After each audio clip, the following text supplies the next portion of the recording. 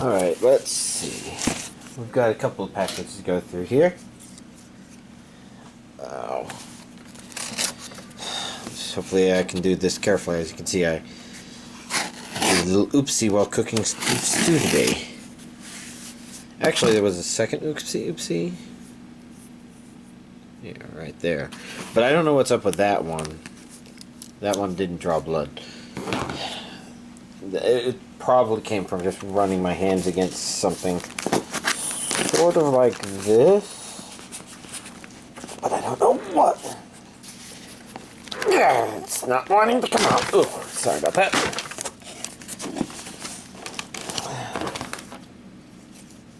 Let's see.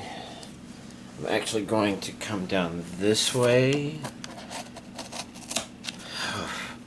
Yeah, I know, I'm very nervous there too. I don't even remember what in the world I have in here. Probably the Japanese import? Yeah. Sorry. Look, it's holidays from Right Stuff. Holiday stuff is coming.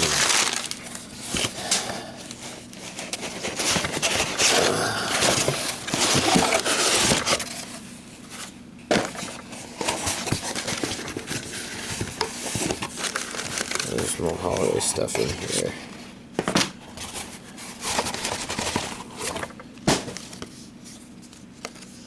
A Tokyo Pop bookmark. Oh, and another one of these. Huh. Interesting. Okay. But that's not everything here. We've also got this thing, which is kind of a little pat. Look at this. Tab. Like I said before, I learned a long time ago not to open this thing.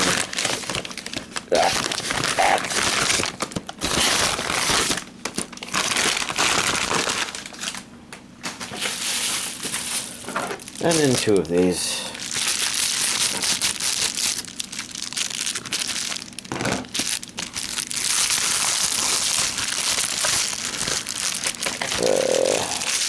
I'm messing this up and my head kind of hurts. Come on, Stan. Come on, get it out. And then we got whatever's in here.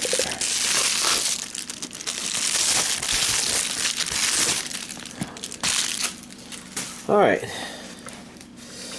Well, we've got a pretty big stack. Dororo? Not to be confused with Durara. I do believe this is a modern remake of a much older show. Old black and white era stuff. I could be mistaken though. After all, this actually looks pretty cool, so, you know. Could be my mistake. Looks like 3 discs, region A. Looks like there's English dub in there. Okay. 1, 2, 3. Cool beans. We have a little booklet. It even says booklet right there. Unless that says booklet, but I'm pretty sure that says booklet. And then a thing full of extras. If this is a box, maybe this is a... Let me take a quick peek at this. If this says like a part 1. Because, you know, that could fit a part 2, but it's a little big. So I think it's just a limited edition set. With things in it. Let's take a peek at some of those things.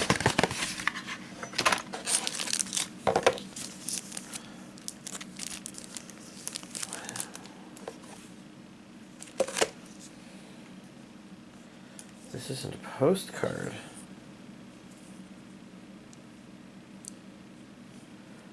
Okay, I'm debating whether or not to open it, but you know what? Let's just open it. I'm curious. If y'all don't know, then y'all are probably curious too.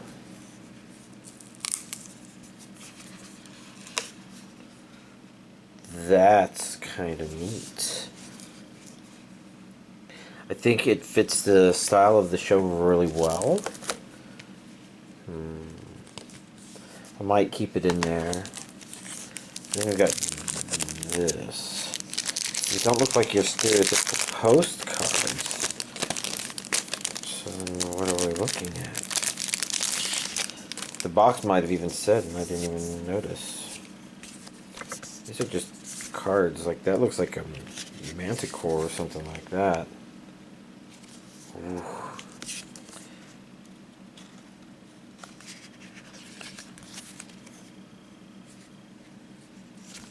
There's some neat stylized stuff going on here. Oh yes, back of things. Recognize that.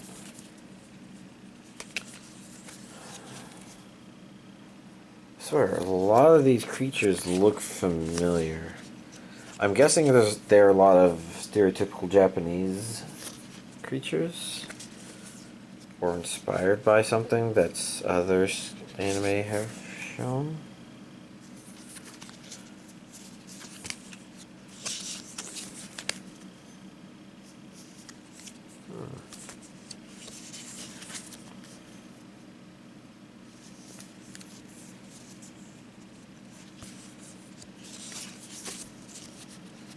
There's a couple things in here that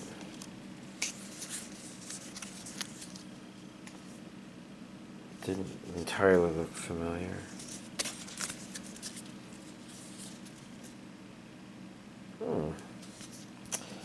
Well, interesting.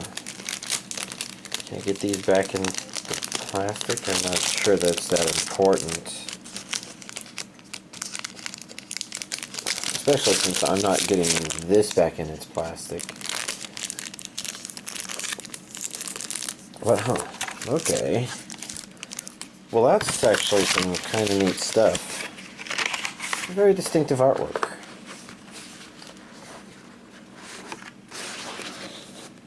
Extras. Alright, what is this? Burn the Witch. From Tite Kubo, or Tite Kubo? Tite, probably. Creator of Bleach. Okay.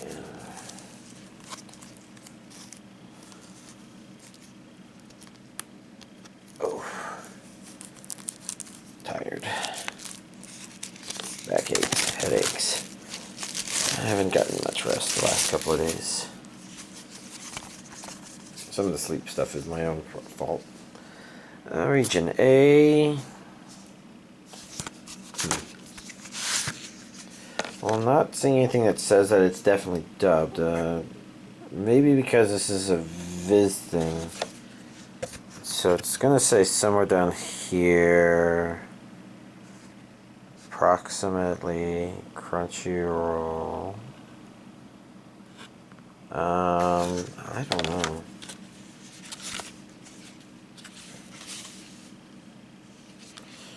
Okay, there's an introductory book here that appears to be stuck on the thing on the inside. Interesting. So it's part of this whole thing. This is a very interesting, strange but interesting little thing.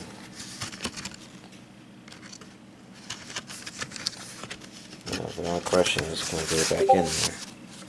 Eventually, yes. Is there anything else? I did say region. Okay, good. I guess I bought Belle again. This time a steelbook version. So I guess I have a 4K version and a steelbook version. I don't know. I'm not thinking about it too much. If the steelbook just happens to be there, whatever. I see a region A there.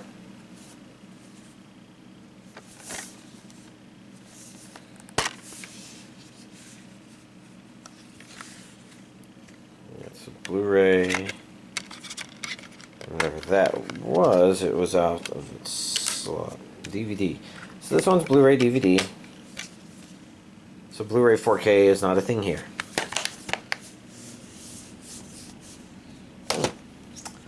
Next up, we have Moriarty the Patroit. This should be part 2.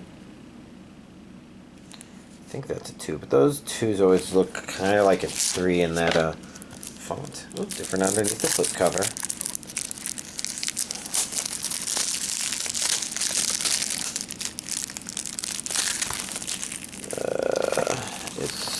It's getting annoying. Come on.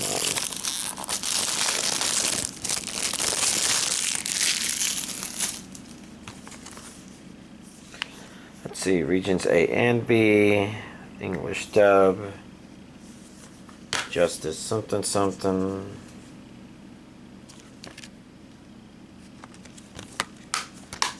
Oof.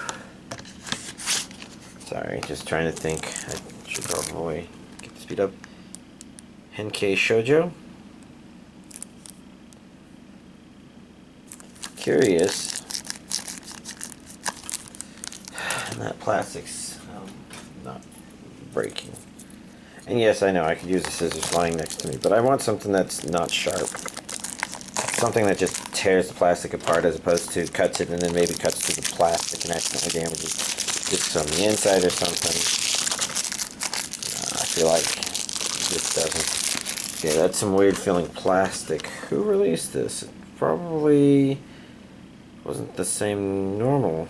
Sometimes it's just not your day. So this says Blu-ray.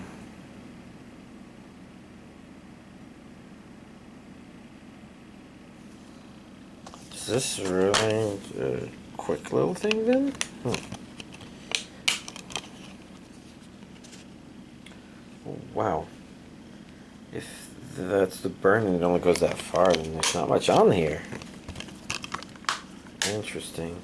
Not sure if I read that right. Over here, audio. Looks like there's English and Japanese as options.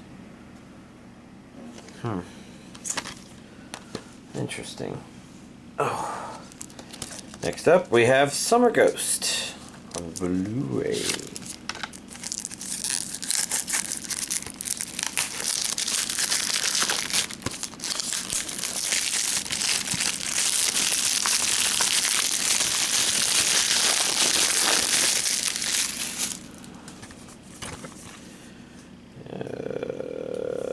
Seeing A there.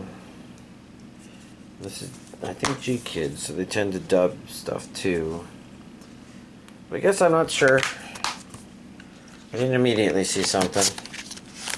It's curiosity. Pretty colors. That's just the phone letting me know that that Discord message happened. Tribe 9. Complete season. Different underneath the slip cover, which again is always very nice.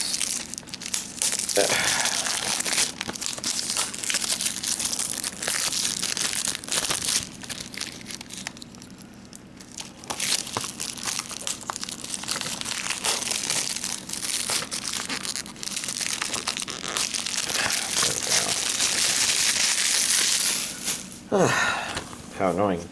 I saw region A plus B. Looks like there's English and subtitled.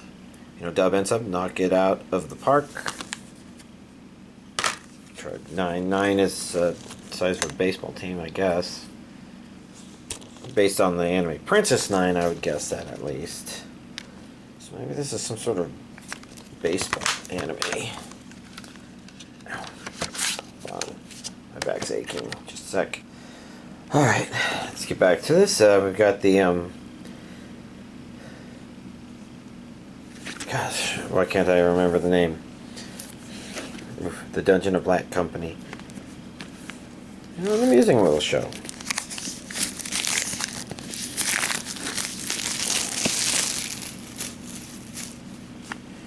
Let's see, we have a sticker on the back here which says regions A and B, English dub. Employee benefits include a limited edition, which, yeah, this is a limited edition. This is a complete season, so let's set this down over here and go through these one at a time.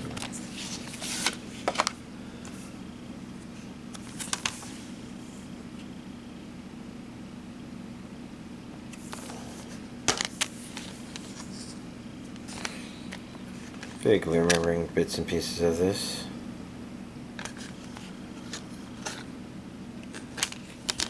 I think those first two, those were Blu-ray. This is DVD. DVD?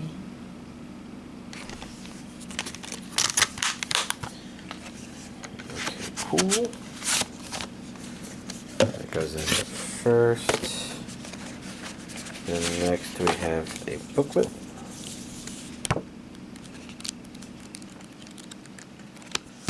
Which has various things shown in it. Okay. And then we have this thing, which is extras for the limited edition, but upside down. What the? Okay, well, let's begin by taking a look at cards. This is actually a sticker set.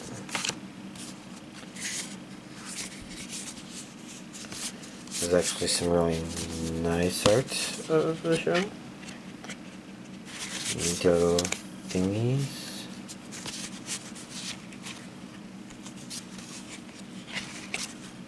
Okay, some of these characters are coming a little bit back to me. Although only a little bit, unfortunately.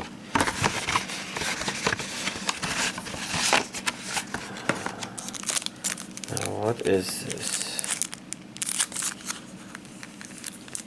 This is getting opened up for sure. You know, the box might have even said what's included with it. Sticker sheet and... Oh! This is a metal business card holder. I see. How do you open it?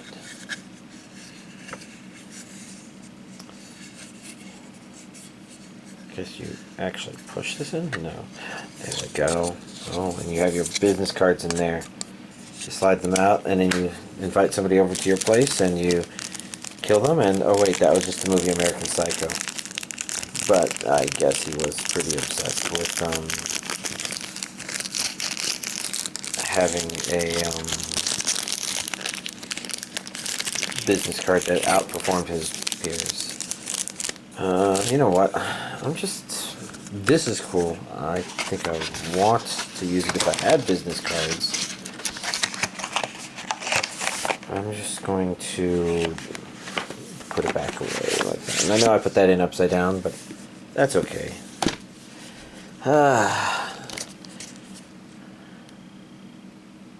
Okay, Irina the Vampire Cosmonaut. I was just trying to remember.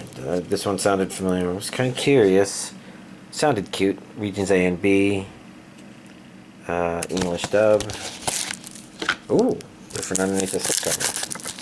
Now granted, you know, as a fan of anime girls, I do like the slightly exotic, otherworldly vampire. He doesn't look like a mean vampire, so just kind of that friendly vampire or elf or creature of the night or something sort of thing. You know what? It reminds me a little bit of Vampire Hunter D, because if I remember correctly, space was seen as a place for vampires to potentially get away. Oh, interesting. So on the front here, you know, you have her, and he shows up in the helmet, and you have him, and she shows up in the helmet. That's a kind of cool detail. Huh. Oh. There they are together. So, it may be a little lovey-dovey. Hard to know for certain. Okay, and then last but not least, we have this import.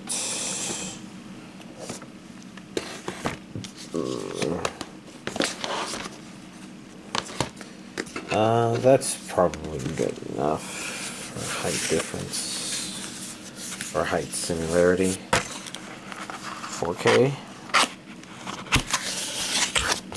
Oh, yes. Wings of Honneamise.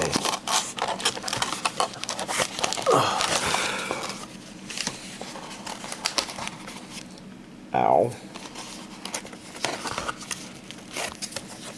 I'm having trouble getting it kind of out.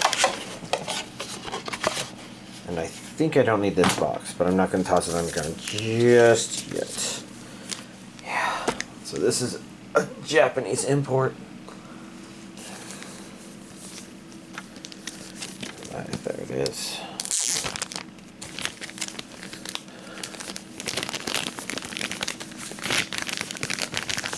see, the reason I might keep these together in this plastic is because I don't know if I could do much with this book otherwise. You know, that's some storyboarding, copies of the storyboard.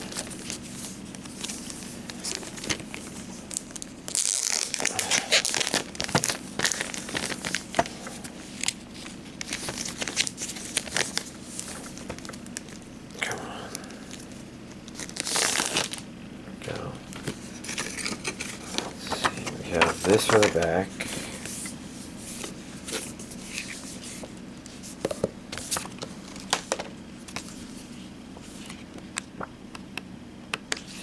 Yeah, unfortunately, you know, I can't read much of that.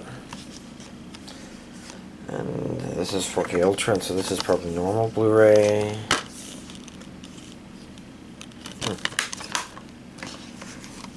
And I'm pretty sure this has English subtitles, because I thought I saw that on Right Stuff when I ordered it.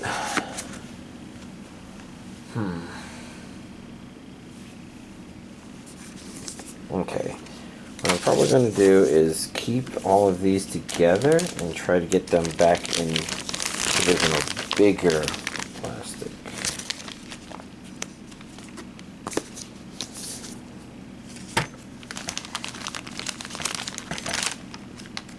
I messed that up. Okay. So I think the way I want to try and do this is this in first. Then I can try to get this in like so. I think I got it in. I have to where? Somewhere up here the sticky part of the plastic is attached itself to the Blu-ray box, but if I do that, then I can seal them back in just like that. Then I can accidentally hit spacebar on the TV computer, turn this on its side, and say, whew, here's this week's anime DVD collection update. So hope I can last through this. My back aches, my head hurts, but I need to get this over with. Spy Family, episode 18. Oh, pleasant little episode.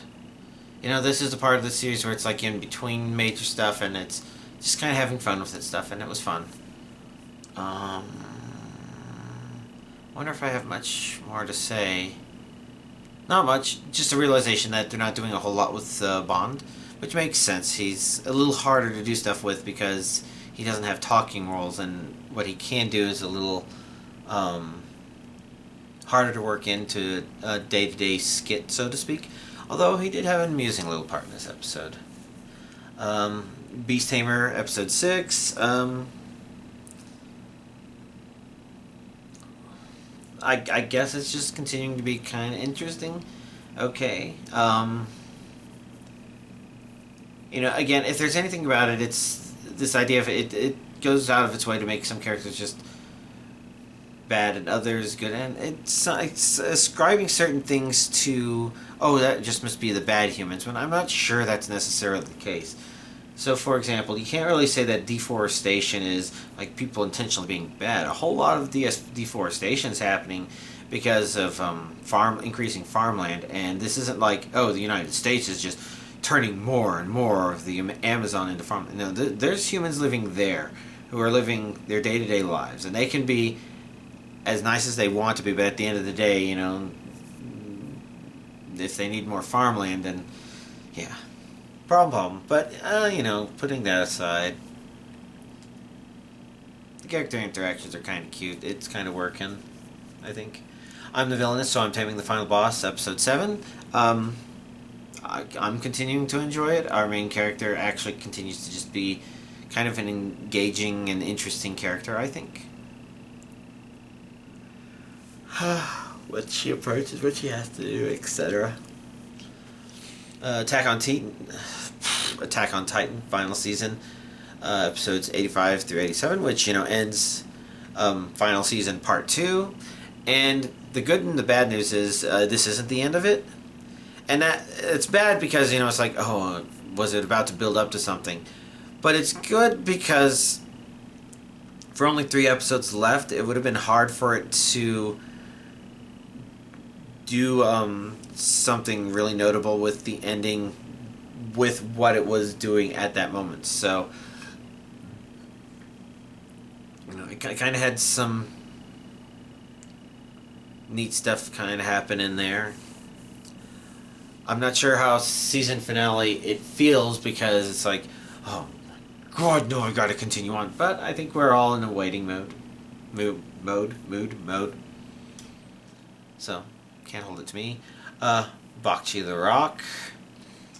Episode 5. It continues to be an amusing little show. I think there's a certain part of it that I kind of enjoy, because as horrible as Bokchi is at socializing and stuff, she's really good with the guitar. And something the show is kind of hinted at, but it's confirmed with this episode, is that she's actually really good with it, but some of her bandmates don't realize it, which is just kind of fun, because, you know, she as a character is the right kind of person to have that sort of thing go undiscovered. It isn't like a happy series of accidents or anything like that, which can just be kind of cringy. You know, like somebody is... It's like the Michigan J. Frog thing from Looney Tunes. And I think that one's just kind of playing that idea on its head, and that's part of the joke or something like that. But, you know, it can be really quite frustrating when stories are telling something where it's just like, oh no, if only somebody was in that room 3 seconds earlier, then they would have seen that really cool thing that I really want them to find out when they see. Bokchi is a lot more natural when it's going forward, and it's continuing to be entertaining. Chainsaw Man, episode 4. I mentioned at the end of the last episode, did not end at a place where I felt like what it had set up in those 3 episodes came to a conclusion, but episode 4 kind of wraps things up in a much better way, with promising that this show is going to continue to be the kind of show that it's actually been up to this point. So, you know, again, I think it succeeds the 3 episode mark, because I think well before the 3rd episode, maybe even in the 2nd episode, you'll kind of understand what this show's probably going to be giving you, and I think it's doing a good job of giving you that. Let's see, For Your Eternity. So season 2 has been airing for a little bit now, but the first dubbed episode finally came out, and so I finally started. Because when I got Crunchyroll, all of For Your Eternity was there, so I watched it all dubbed, because that's what they happen to have. And so I kind of figured I should wait for the dub versions of these episodes to start coming out slowly, and here they are. And it was a little bit of a rough jump start, so I rewatched the last episode of the first season to kind of remember where it was and get vague ideas of some of the stuff that was there. And season 2, episode 1, I feel like it's starting off at a pretty good place. Like, it's feeling like For Your Eternity, but it's also feeling like, even though there's some hints of maybe retread grounds hidden in there, it's not retreading them. It's giving you new stuff. So that's kind of a good way for a second season to begin, I think. Something that feels the same, but is doing something different. You know, it's staying refreshing. Pretty good. I watched the first 3 episodes of a series called She Professed Herself Pupil of the Wise Man. I'm not finding it as enjoyable as I think its rating would kind of suggest it would be. Probably it's mostly just a personal thing. I thought it had a bit of a mess of a first episode. Granted, the last third of the first episode was actually really interestingly executed. But it's one of those shows that's just like, one of the problems is there's too much exposition and tell don't show going on in the first, and there's a lot of stuff that also shows. But the problem is it shows, but it's like, well, it shows in a way where it kind of almost, it's hard to care. It's sort of like, oh yes, they have their own floating island, and that's kind of a cool thing. And they had to explicitly mention in the first episode, because in the second episode they mentioned whatever's happened, floating islands are no longer available. Okay. And I guess it's supposed to give a sense of something lost, maybe. But the problem is I felt like they just dumped too much. Okay, here's awesome stuff. But it was really the show creators showing off to you, the audience, oh, look at all these ideas we came up with. And I've mentioned before, stuff like that does not synchronize very well with me. Shows like Overlord dance really closely with things like that, but it kind of manages to work around it by, pacing it a bit better. And usually when they're showing off something to the audience, they're showing it off to someone in the world as well for the first time. So we, the audience, don't necessarily find it as enjoyable as much as we find the other people being wowed by it finding that enjoyable, or something like that. And I feel like She Professed Herself is not doing that. In fact, I can't really tell you what I feel like it's doing, because it's kind of hard to understand where it's going. It didn't really give a good feel for some of the feel that was supposed to feel different. It just told you, and that's kind of the problem with the show, is it's a bit of a mess. Again, the first episode's a bit of a mess because it's just doing this info dump, show off dump sort of thing that's sort of like, okay, you're showing off characters that have mastered rules for a system, but we can't find that impressive because we don't know the rules of that system. You're telling us they did these awesome things and they look like awesome things, but it's not like you can look at them and kind of get a rough idea of what their day-to-day has been like. It's kind of similar to that Max My Stats as a Farmer anime, where it's like, okay, if you're just throwing all these ideas onto the character without really explaining the system and why the system is and making us feel like that the system really exists, then it feels artificial, at least to me. This show kind of is up there in that line, in that regard. Let's see. I also watched the 5th episode of Reincarnated as a Sword, which is okay. It feels like maybe it's a little slow, but maybe not necessarily without potential payoff for what it's doing. Because it's not, and I say slow, but it had plenty of stuff it was doing. If there was anything iffy about this episode, it did feel a little bit like our main character, the Sword, is pulling things along a little bit more. And like I said, this show is kind of a neat show if he's there and maybe his pushing or pulling is there, but we also want to see the person that he's working with kind of be awesome, because he's supposed to be her sword, or she's supposed to be his wielder, whichever way you want to view it. There's still a much closer relationship there than just like, oh yes, this is the most kick-ass member of this party.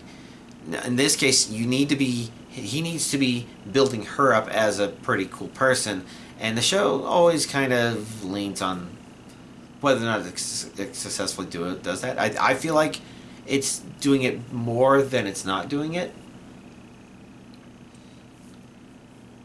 But episode 5 did not end at a place where it's like, alright, cool, well, that was wrapped up. I want to see what's going to happen in episode 6. This may be a series that would be better for somebody who comes along and watches it in one big burst or something like that. It may be more entertaining in that regard, because there's a little bit of aggravation in terms of being separated from knowing what's going to happen next. Oh well. And then I watched the second half of episode 2 of Devil's Line, and yeah, it's just completely relationshipy, which is fine. But I guess I just wasn't feeling relationshipy. And it could be doing more than that, but it's very strongly leaning on that, not like we're telling one kind of story and that's an underlying theme. So if that's your thing, I guess that's worth thinking about. I think that's kind of what also makes it a hidden gem, is because it doesn't have that universal appeal, but for the people that like the tropes and the storytelling for this kind of story that it's going on, I suspect it's actually pretty good. Granted, not the most highest quality production out there, but that's the way most hidden gems are. There's something slightly imperfect about the way they came out that makes it where it doesn't connect with general audiences as well. But, that one's good otherwise. So, what else to talk about? I don't know, stuff.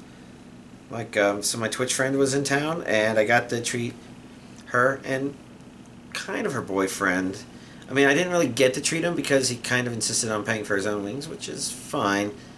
I mean, I don't think he understands. The cost didn't mean much to me because, to me, the idea is I wanted them to try out certain Austin cuisine, which isn't necessarily something that's a flavor you'd only find in Austin, but something where it's just like Cilantro, which is a restaurant that actually was on Shark Week. Well, it's primarily an Austin-born restaurant, and most of its locations are still here in Austin, I believe. So, it makes sense to say, yeah, you should come try that out. And that was the thing where both her and her boyfriend were there, and I would have liked to treat them to the wings, but, to a certain degree, it's okay if they don't want that. But the reason I suggest is because I can suggest these places because I'm like, oh, I can afford this place just fine. But they don't... Well, I guess I don't know about the boyfriend, but the Twitch friend, she doesn't have as steady of an income. And I know that, like, for a trip like this, they kind of have to work a little bit more at it. And so I'm trying to make sure I'm not throwing any budgets out of whack by suggesting things. And because I don't know how those costs would cost compared to other things they might be trying, I want to make sure it's there. And, it's my treat. It's all good. It's a weird thing, but I think that should make sense saying that. But yeah. The one restaurant where I got to meet the both of them and talk a lot of anime was, of course, Cilantro, like I said. But the other place is a local restaurant called Troy, which... There was an unfortunate coincidence going on here, because it's basically a Greek food restaurant, and if you wonder what that is, if you've eaten at a Mediterranean restaurant, you probably know the standard dishes that are here. So like hero and hummus and pita and baklava. In fact, that's pretty much what I ate. Those are all there. But apparently, I've been a constant patron there since early in their opening up, which surprised me. I just always assumed they had been there for years. When I started going there with coworkers at my previous job, and we fell in love with the place. It was small, family owned and operated, and the coincidence, of course, is because of the series of events. The parents are starting to get up there in age. The son is getting closer and closer to probably moving out of town, not being able to help at the restaurant, but he was able to be there that night, and we were there and find out they're probably planning on selling the place, moving away from the restaurant business because it's harder and harder for them to keep up with it, especially as their son moves out of country potentially or across state. All of it makes it pretty hard for him to just come and help them. So it's unfortunate. I'm not sure what I'm going to do because, I have another nearby place that I've eaten hummus and pita from, and I've tried their baklava once, and none of it compares. The pita might be okay, but, I'm going to miss them so much. It's like the other stuff I might be able to find at other restaurants that are fairly tasty, but... Oh well. I hope the best for them there. I think they're still open for another month or so is what they're planning. So there may be one or two more opportunities for me to go there and get one last bite for the ages. But, I got to treat my Twitch friend to that, so that's a little bit of a... When it's Austin cuisine, it's more like there's a family-owned and operated restaurant here, and I'd say it's a very Austin thing for weird things to be born here, like these Korean barbecue-inspired places, which is Cilantro, or, like immigrants coming in and bringing in delicious food. I mean, I think there's a lot of big cities where that happens, so this is, Austin's also doing that, I guess. So... that was neat. Is there anything else worth mentioning? I guess that VR chat map, The Devouring.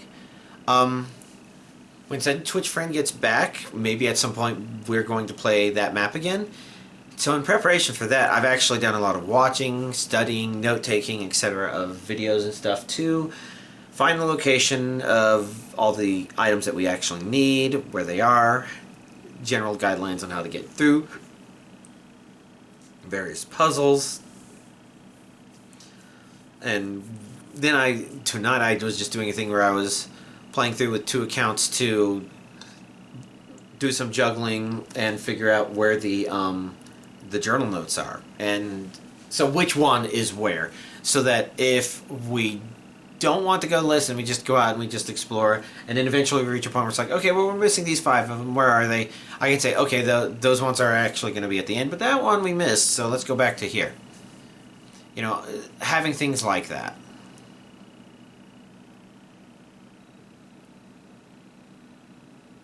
Okay. 1, 2, 3. Yeah, I miscounted those rooms. That's good. Just collecting of information. The other interesting thing is I did discover an invincibility glitch in there. But I don't know how much I want to talk about how to actually do that, just because I'm not even quite sure how I would publish this information. And really, if I publish it, it should probably be put somewhere that somebody looking for a walkthrough on it could actually use it for reference. And should go out there, because I collected the notes to do it. I just don't know where I would put it. Maybe I put it nowhere and I just sit on it until the end of time. Until somebody comes to this YouTube video and says, oh, hey, Giga Frosty, can you give me that? That'd be kind of funny. Oh well. It's a lot of stuff to think about. I'm very full. I've been eating crazy stuff these past couple of days. I still have 1 slice of pumpkin pie. I baked pumpkin pie. It's getting close to Thanksgiving, so you need a trial run. And the trial run had to happen so that I could give my Twitch friend a slice or 2. I mean, I sent 4 slices with her, and most likely she's going to eat 1. The friend that they were visiting the other day is going to eat 1 or ate 1. And the boyfriend may eat 2 slices.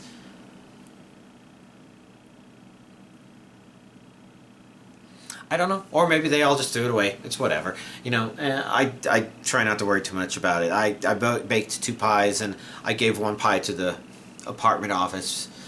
Because that's kind of a no-brainer. It's just like, yeah, just give them a pie. And some whipped cream. You know, some Cool Whip to eat with it. Let them feel appreciated in some small way. Hopefully they appreciated it. If they didn't get to eat a slice, hopefully they appreciated the fridge smelling like pumpkin pie. It smells so damn good. I don't know. I guess that's really everything. Y'all, have a nice week.